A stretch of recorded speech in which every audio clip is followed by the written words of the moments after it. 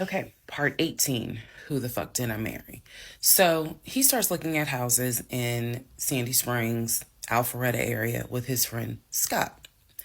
I did not see any of these houses. I did not go. I didn't want to go. So what was starting to change is, remember I said before, he would leave the house every day at around 6:15. He would be home every day between 3:30 and 4 o'clock without fail. It was so, I shouldn't say it was annoying, but I could set my clock by the fact that I would hear that garage door open between 3:30 and 4 o'clock every day that he went to work. Even during lockdown, he still had to go to work. His job was only locked down for maybe a week. For me, I was allowed to work from home, but unfortunately, I did not handle it well. And so I would fall asleep and not check email. So my boss was like, yeah, you're going to have to come back to the office because you're not trustworthy. And I wasn't. I mean, I would watch Netflix and not even be on my computer. So I had to start going back to work every day, 5 days a week. And I was, me and another lady were the only two in there because we were the only two who did not handle work from home properly. Anyway, that's another story. So Legion would, he started to not come home by 4 o'clock. He started to come home 5, 5:30, 6, 6:30, sometimes 7 o'clock, because he was saying that he was looking at houses after work with his friend Scott. So it definitely was noticed that things are changing. And I just, at this point, kind of emotionally and mentally, I was just like, I don't know what to do. This is the end of January. Remember, I told you in part 15, I got married January 5th.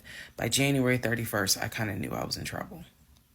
And by the end of January, sure enough, I knew things were changing in a way that I was like, I hate to sound redundant, but what the fuck is going on?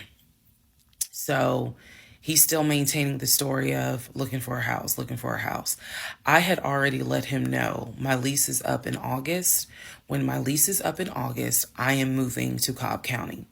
And then my attitude was kind of like, you can go with me or you can stay here. I don't care, but I'm moving. I'm leaving Clayton County.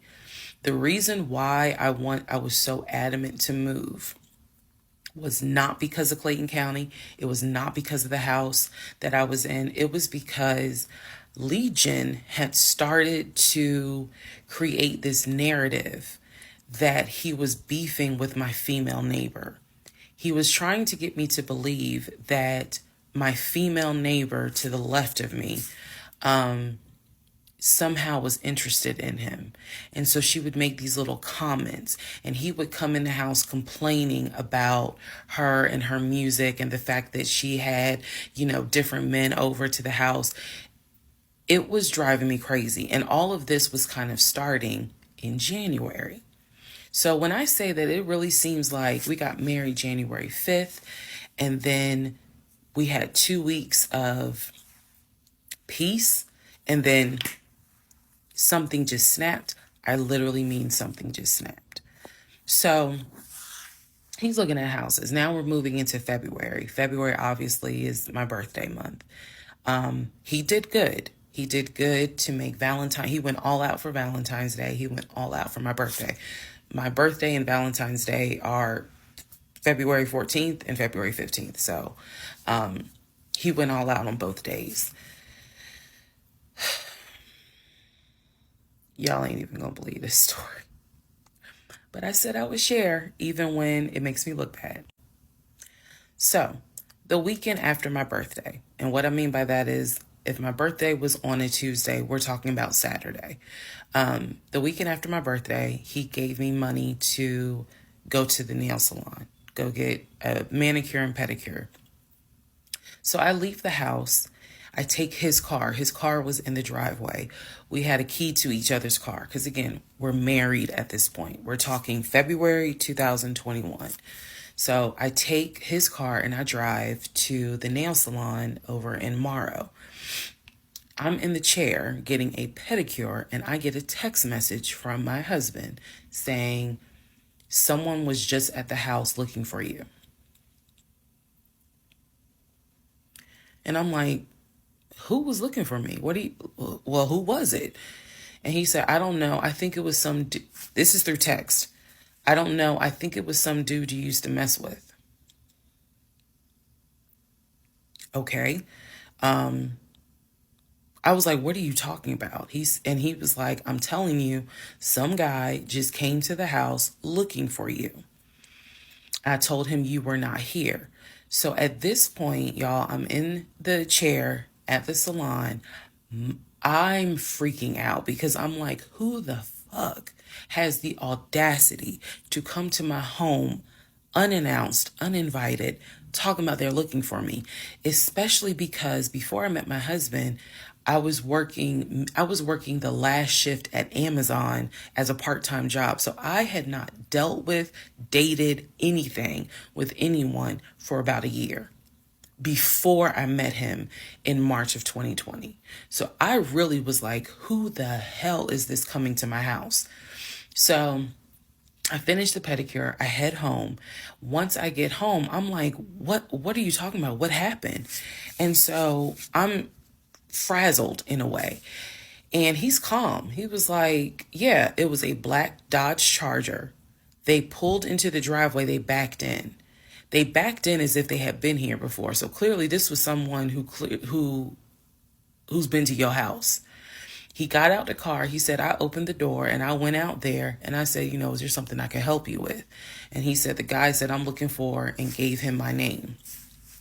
And he said, I'm sorry, she's not here. And he said, he was like, oh, okay. All right then. And just got in the car and drove off. And I was like, my brain stopped working because I'm thinking, who the heck could this be? A Dodge Charger? I was like, are you sure that it wasn't law enforcement? Like, was it the sheriff's office trying to serve me with a lawsuit for a credit card I didn't pay? He was like, no, he was in regular clothes. He was like, and it was not a police car. It was on a marked unit, basically. And so I'm just like, who the heck could this be? And he was like, I know who it was. And I said, who? He was like, I think it was your ex. I said, what ex? He was like, the one that you had dated for 2 years. Remember back in like part 3, part 4, I told y'all, he told me about his ex. I told him about mine. I thought we were being honest with each other. So now, fast forward to February 2021, and he's telling me, yeah, I think it was the ex that you had been dealing with for those 2 years before you met me. I said, so you think that he showed up to the house uninvited after 2 years? And he was like, well, whoever it was clearly was comfortable backing into our driveway, getting out the car, and was like, I'm here to see, and gave him my name. And so he was like, she's not here. Is there something I can help you with? And the guy was like, nah, it's cool. And then just got in the car and drove off. So, again, brain is like, who could this be? So then Legion says to me, you know what? The way that you reacting to this is real suspect. And I'm like, what are you talking about? He was like, you over here freaking out. I told you I took care of it. I told you it was fine. And you over here freaking out, which makes me wonder, what have you been up to? Now, let's go to part 19.